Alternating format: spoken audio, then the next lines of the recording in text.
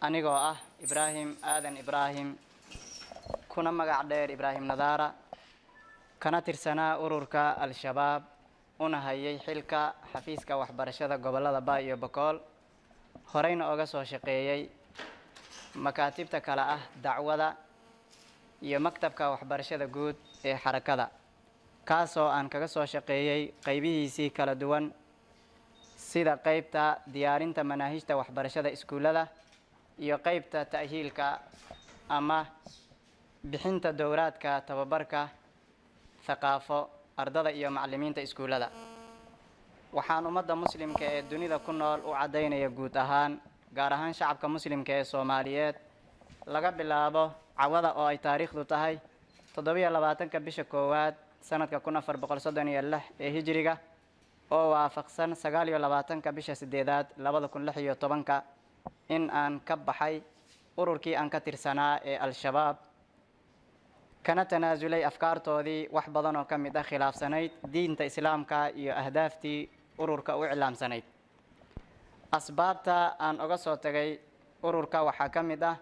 khaladaad isugu jira kuwa diineed iyo kuwa maamul oo xarakadu ku jirtay ayadoo arrinka aan ku buraarugay muddo hadda laga joogo 2 sano balse aan islahaa wax unbaa isbedeli doona arrinkase wuxuu noqday ka daro dibidhal khaladaadka diineed waxaa ka mid ah kow fududaysiga dhiigga muslimka sida in dadka la laayo maxkamad la'aan waa laga shakiyay kaliya ama afkaarta xarakadu khilaafayna loo dilo b baagsiga meelaha caamka ay dadweynuhu ku badan yihiin sida hoteelada maqaayadaha iyo meelaha la midka ah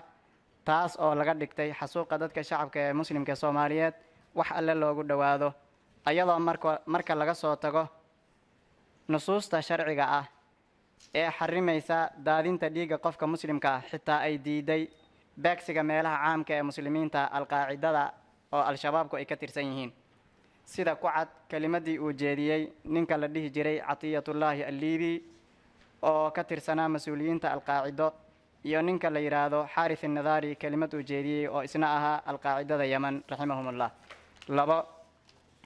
in miisaanka sharciga laga dhigay xarakada qofkay xarakadu soo dhawayso uu yahay gacal kay fogeysana uu yahay cadow xarakada ka bixitaankeeda laga dhigay gaalnimo ka tirsanaanteedana inay tahay islaamnimo ninkii culimo ah oo xarakada taageerana uu yahay caalim rabbaani ah ninkii khilaafana uu yahay nin jihaadiid ah oo ka tirsan culama usuuga ama nin jaahiloon diinta islaamka wax ka fahansanayn qofkay xarakadu taskiyeyso in laga dhigo sidii qof malaa'ika qofkay xarakadu tuhunto ama ay qabsatana uu yahay khaa'in lagana daba hadli karin waxay ku xukuntana lagu fuliyo 3 ku degdegida gaalaysiinta qofka muslimka ah ayadoon loo fiirin falka uu ku dhacay ama qoolka uu ku hadlay fal ama qool gaalnimo ku ah diinta islaamka ama se aan ku ahayn 4 in ijtihaadka xarakada laga mid dhigay sida nusuusta sharciga ah oo laga daba tagi karin ama aan la naqdin karin taas waxay sababtay in rag fara badan oo culimo iyo saraakiil balaha oo ka tirsan xarakadana la laayo kuwa kaleetana ay buux dhaafiyeen xabsiyada sirriga ee xarakada kuwa kaleetana hadda la daba socdo intaas oo khaladaad ah iyo kuwa aan halkaa lagu soo koobi karin markaan arkay ayaan goostay inaan isaga soo tago ururka Al-Shabaab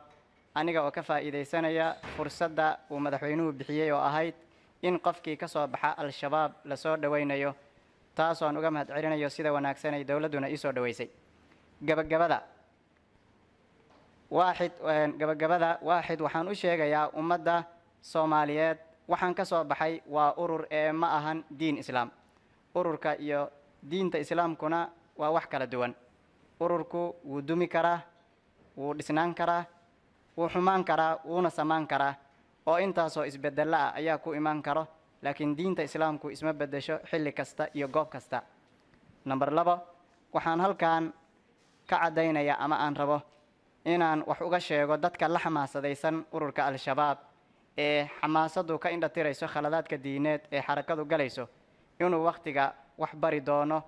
ee ay ogaan doonaan xaqiiqada dhabta ah ee meesha ka jirta magaca la sheeganayo iyo afcaasha meesha ka dhacayso inay kala duwan yihiin ninkii shaacirka wuxuu yidhi satubdii laka alayaamu maa kunta jaahila